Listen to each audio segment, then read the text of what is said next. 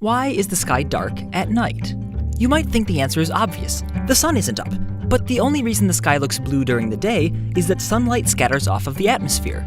If we didn't have an atmosphere, like on the moon, the sky would always be dark, even when the sun is shining. So let's rephrase the question. Why is space dark?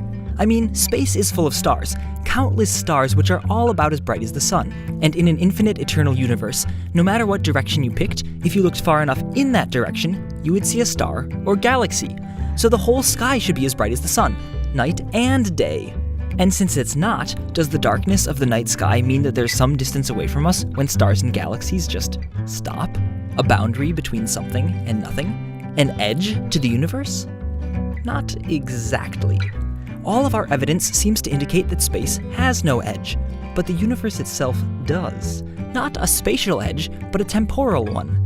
As far as we know, the universe had a beginning, or at least a time about 13.7 billion years ago when the universe was so small and crumpled up with itself that our standard notion of space and time breaks down.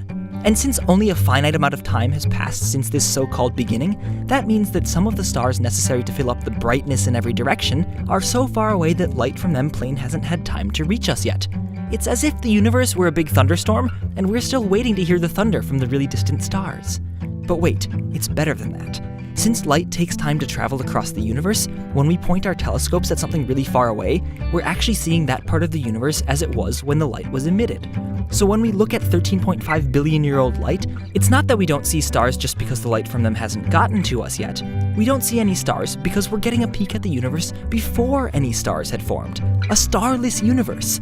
Now that sounds to me like a pretty good reason why we look up and see a dark night sky. But it's not. I mean, it is true that we can find points in the sky where there aren't any stars by looking past the earliest stars and thus farther back in time.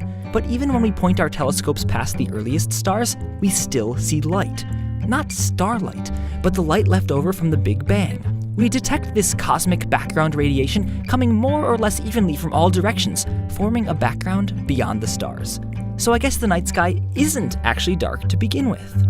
Right, so if our telescopes tell us that the night sky isn't dark, then why does it look dark?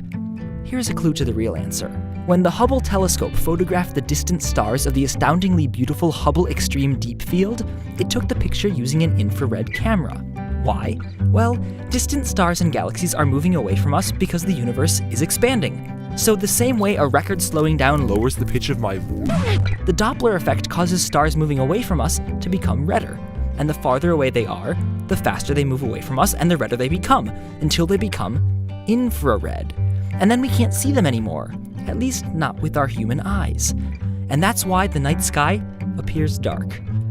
In summary, if we lived in an infinite, unchanging universe, the entire sky would be as bright as the sun. But the sky is dark at night, both because the universe had a beginning so there aren't stars in every direction, and more importantly, because the light from super distant stars, and the even more distant cosmic background radiation, gets redshifted away from the visible spectrum by the expansion of the universe.